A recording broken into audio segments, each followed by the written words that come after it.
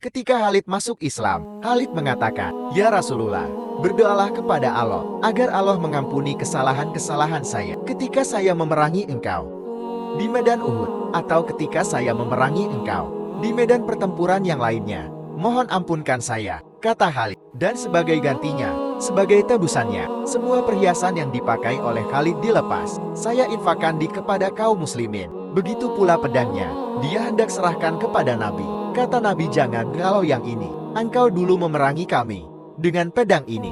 Sekarang pedang ini yang akan memerangi orang-orang kafir itu dengan pedang ini.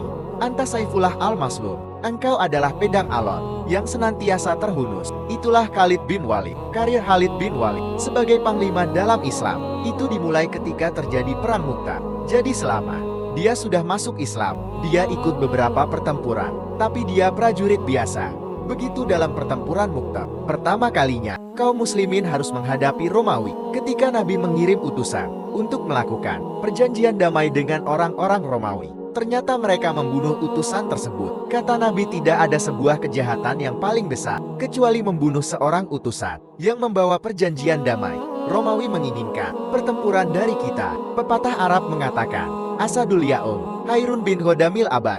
Menjadi singa sehari itu jauh lebih mulia ketimbang menjadi kambing sepanjang masa. Kita akan hadapi Romawi, kata Nabi. Maka Nabi mengumpulkan 3.000 pasukan. Terkumpul itu pasukan, sementara Romawi berhasil mengumpulkan 200.000 pasukan. 3.000 pasukan melawan 200.000 pasukan, berarti satu orang Muslim harus menghadapi 66 orang Romawi.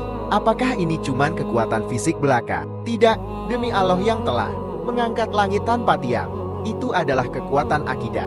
Awalnya Nabi yang akan memimpin langsung pertempuran ini, tapi sahabat melarang.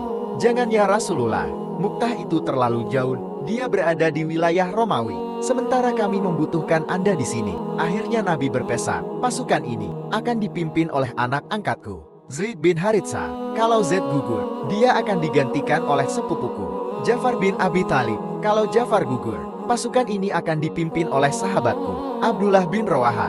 Khalid pasukan biasa. Berangkatlah pasukan ini menuju medan Mu'tah. Dalam pertempuran hari pertama, Zaid bin Haritsah gugur. Bendera yang berwarna hitam itu dikibar-kibarkan oleh dia, tapi tancapan panah terlalu banyak. Akhirnya Zaid pun gugur menemui syahidnya, dan bendera itu hampir jatuh. Diambil oleh Ja'far bin Abi Thalib. Dia kibar-kibarkan kembali untuk menunjukkan bahwa panglimanya masih ada. Dikibar-kibarkan sehingga kemudian sebilah pedang menebas tangan kanan Ja'far bin Abi Thalib.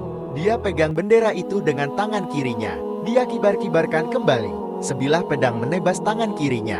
Dia apit dengan sisa tangan yang ada. Bendera itu dia tetap pertahankan agar tidak jatuh. Karena dalam hukum pertempuran, ketika bendera yang pegang oleh panglimanya jatuh, dianggap kalah Ja'far bin Abi Thalib, maka itu dipertahankan sehingga sebilah pedang dari arah belakang membelah badannya menjadi dua, dan Ja'far gugur. Dalam pertempuran itu, bendera diambil oleh Abdullah bin Rawaha. Dia kibar-kibarkan kembali untuk menunjukkan panglimanya masih ada, tapi kemudian sebilah tombak menancap di dada Abdullah bin Rawaha, dan dia pun gugur menemui syahidnya. Kemudian bendera itu hampir terjatuh, diambil oleh prajurit biasa. Dia kibar-kibarkan untuk menunjukkan bahwa panglimanya masih ada, dan sang pembawa bendera berusaha mencari siapa orang yang layak untuk memegang bendera ini. Dia lihat seseorang di atas kudanya. Dia menebaskan pedangnya ke kanan ke kiri. Musuhnya jatuh semut. Dia telah menghabiskan 9 pedang dalam pertempuran Mu'tah. Orang itu yang dia tuju. Dia berkata, "Ambil bendera kepemimpinan ini, wahai Abu Sulaiman, pimpin pasukan ini." Orang yang disebut Abu Sulaiman berkata, "Jangan kau berikan kepadaku, berikan kepada yang lain, karena aku belum genap 3 bulan masuk Islam. Yang lebih senior dari saya saja." Maka orang yang membawa bendera berkata, "Demi Allah, saya tidak akan mengambil bendera ini, kecuali memang akan saya serahkan kepadamu. Ambil wahai Abu Sulaiman, pimpin pasukan ini." Maka orang yang disebut Abu Sulaiman mengambil bendera itu. Dia kibar-kibarkan bendera hitam itu. Kemudian dia memberikan kode, memberikan isyarat agar pasukannya keluar dari medan pertempuran mundur. Pasukan kaget. Kenapa kita harus mundur? Tapi karena bendera mengarahkan mereka untuk mundur. Begitu mereka mundur, diistirahatkan di sebuah tempat yang aman. Orang yang disebut Abu Sulaiman yang tidak lain namanya adalah Khalid bin Walid. Dia memegang bendera itu, sehingga pasukan sadar bahwa kepemimpinan telah berganti kepada Khalid bin Walid.